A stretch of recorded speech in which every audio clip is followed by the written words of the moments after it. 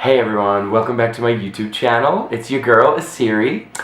Before we get started with today's video, if you are not already, don't forget to like, comment, share, and subscribe.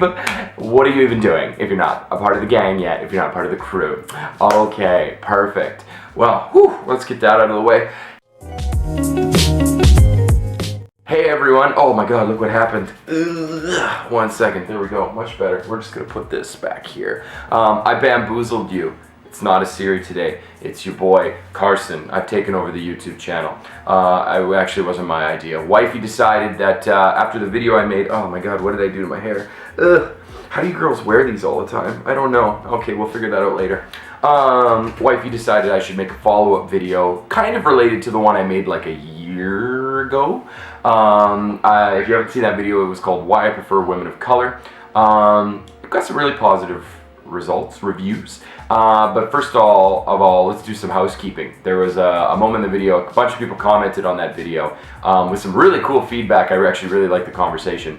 But more than one person mentioned there was a point in the video where instead of saying women of color, I said colored women, which was obviously just like a misspeak on my part. Obviously colored women is a pretty problematic term. Actually, I think it's just like straight racist. I obviously didn't mean that, so I apologize to anybody who saw that and cringed and went, ugh, because that's not what I meant to say. I was just speaking really quickly, and I meant to say women of color. Anyways, but thank you for the comments on that part. A lot of people pointed that out and were like, hey, you probably shouldn't say that. And I was like, yeah, but we didn't really have a way to delete it at the time. We're newbies to YouTube. Anyways, today, Wifey wanted me to do a follow-up video on women of color, but specifically what I, as a white male who basically for most of my life didn't really have any women of color around me in the part of Western Canada I'm from.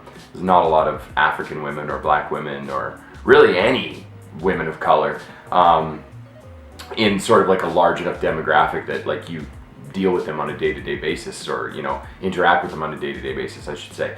So she wanted me to do a video basically entitled what I've learned from dating and being married to and just generally living with a woman of color. I thought the video was going to be a little difficult to make because, quite frankly, the things you learn, you get used to it really quickly, and sometimes it can be hard to remember that, like, wow, I didn't always know these things and now I know them. But I made a little list of just a couple of things today. We're going to try to keep the video a little bit shorter than my last one. So number one on the list, because I have 3 things today.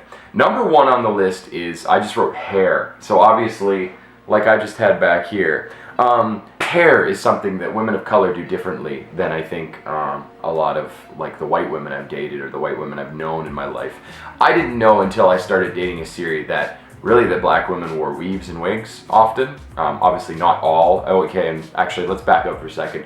I'm going to be talking generally speaking, so obviously comments like not all black women, not all white men, all that kind of stuff are kind of useless to the conversation, so save yourself time. You don't need to type that stuff in the comments because, like, we know. I'm not talking about all black women, I'm not talking about all white men, I'm not talking about all white women, okay? Thank you. So, now, back to it. What I was saying, I didn't know women of color really, like, wore wigs at all. I didn't know it was a thing. I'd never really thought about it, I'd never really considered it, I didn't even know what a weave was. Braids, just assumed, didn't know like women wear like braids of different fabrics and stuff, had no idea. And it's interesting how important hair is to women of color. Like, hair is obviously very important to my wife, it's a very important part of her identity.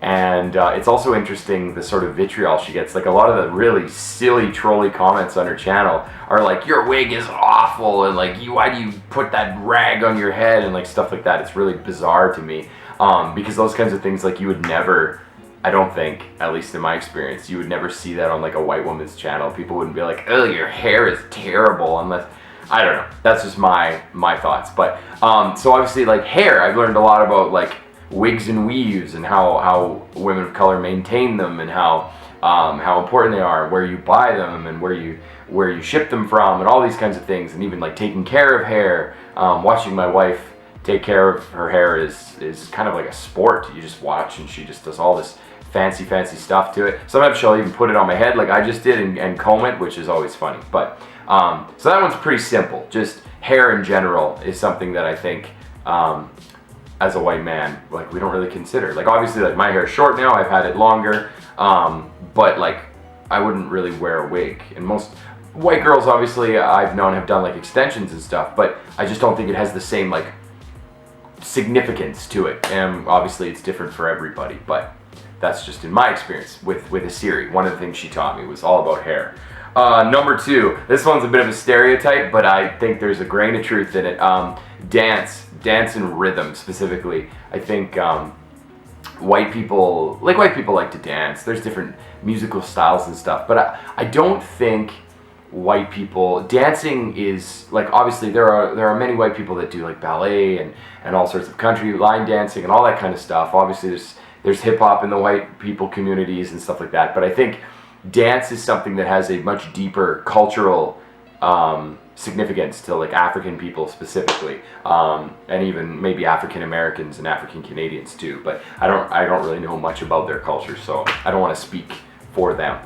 But you know, just being in proximity to Esiri and seeing how dance is like a much deeper form of expression and self-expression, and I actually find that really liberating because again, as a white man, we don't really dance a lot, other than even like in the clubs and stuff. But I think a lot of white people want to dance, but they're always like a little bit self-conscious and afraid and stuff like that. So it's really fun, like learning dance steps and stuff. Dance is probably the one like art medium that I've never really gotten into. I've done like musical theater, I've done art, I've done, you know, in our last video we were doing clay making and stuff like that. So I've done different types of art, but dance is the one that I've never really gotten into. So dancing with my wife is like really fun, even if I don't know what I'm doing necessarily.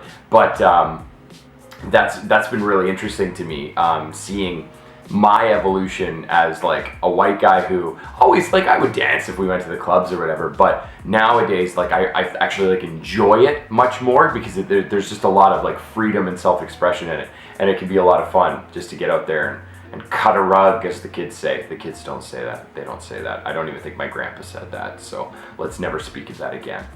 Okay, number three is the big one. I talked about in my last video how when you date someone like someone of color, or you know, you date a minority, you date outside your race, especially if you're white, you pick up a lot of really subtle racism really quickly. And what I mean by pick up, I don't mean you do it, but I mean you start noticing it around you a lot more. Little things that you just know. You're like, it's not even that bad of something that man or woman just did, but that would have never happened if she was white. I just know it wouldn't. I know it wouldn't, because that's never happened to me, and that's never happened to like any of my other girlfriends that I've ever dated, or anything like that, or any of my white friends, right? So there's a lot of those things that you pick up on, and a lot of things that, as my wife is a woman of color, that I can tell make her very uncomfortable.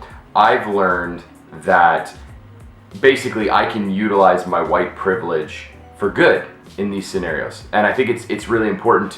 And it's something that I think a lot of people need to learn.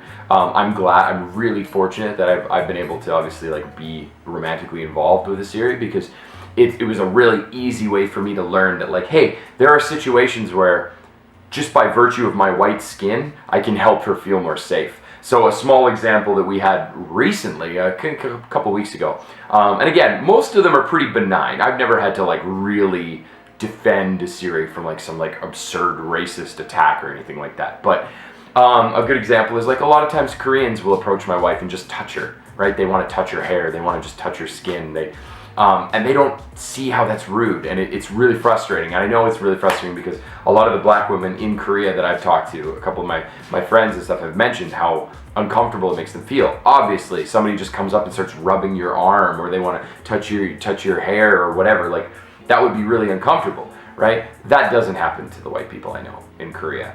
It doesn't happen. I've had somebody touch my tattoo once or twice. Usually it's a student, right? And that's okay. They're just innocent little 5-year-olds. They don't know what they're doing. I've never had like a 40-year-old man come up and just start touching my hair or touch my tattoos. I've never had a 45-year-old woman come up and tell me I'm handsome and start stroking my beard. That kind of stuff doesn't happen. That kind of stuff happens to my wife all the time. And, oh, sorry, so to get back to the example, is one time we were walking down the street. It was pretty late at night. I think we were trying to go for dinner, and it was like 9 or 10. And there was this group of men walking, and you could just tell they had been drinking. They smelled like a brewery, and you could see one of them was looking over, because we were walking towards them, and they were walking towards us, this way, so obviously this way.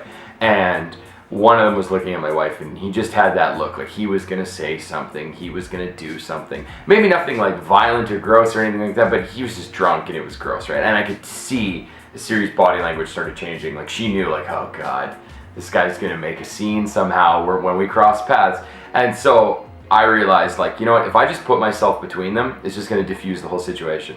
I don't have to say anything, I don't have to do anything, just by virtue of being like a white man. Obviously I'm like a fairly big dude, and the Korean guy was a little bit smaller than me, but I just know, just by virtue of existing as I do and putting myself in between them, he just completely lost all interest. And you could tell, because the minute I just stepped up beside her, and I wasn't like touching her or anything, I mean, for all he knew, I was just walking on the same street as her, because we weren't like holding hands or anything at the time, so it wasn't immediately obvious we were like together.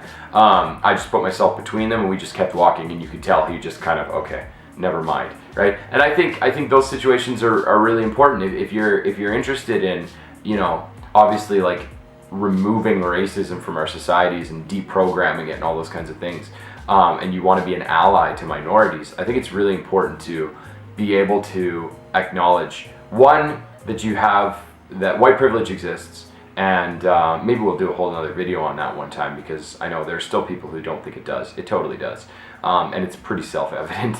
But white privilege exists, but that doesn't necessarily mean you can't utilize it for good in a lot of situations for the people around you that don't have it. And so that's I think the big one for me, obviously, to deal with dating a woman of color and then obviously marrying a woman of color is, one, I recognize, like I said in the other video, that like there's a lot more racism in this world than I thought, but two, there's a lot of ways that I can use the sort of like positive racism that people give me, like, oh, a white man, wow, I can use that to make the marginalized people around me feel safer. Now, obviously, in a perfect world, neither of us would need that. I wouldn't need to use it, and she wouldn't need to have it, but we don't live in a perfect world, so it's nice to be able to kind of use those negative connotations for good, basically, is what I'm trying to get at. I've been rambling about that for a while now. So those are the big three. I mean, I'm sure there's tons of little ones. I wanted to skip over, I didn't want to do like cooking and stuff like that, because those are kind of obvious. Obviously, if you date somebody from a different culture or country, you're going to learn new cooking styles and all that kind of stuff. So those ones are pretty self-explanatory. So let's recap. We had hair and all of the fun that comes with hair, and all the negative comments. Keep them coming. All the comments on the YouTube channel are hilarious. Out of nowhere, people just say the most nasty shit, and it actually makes us laugh. So, because it seems so out of the blue and unnecessary. So keep them coming. Dance and rhythm are definitely, well, mine personally, if I do say so myself, my dancing is getting a lot better than it used to, and that's just when you spend time with people who like to dance and are comfortable dancing, you pick up some moves. So you're not going to see me doing guara guara perfectly anytime soon, but one day on this channel, mark my words, it'll happen, and it'll be glorious.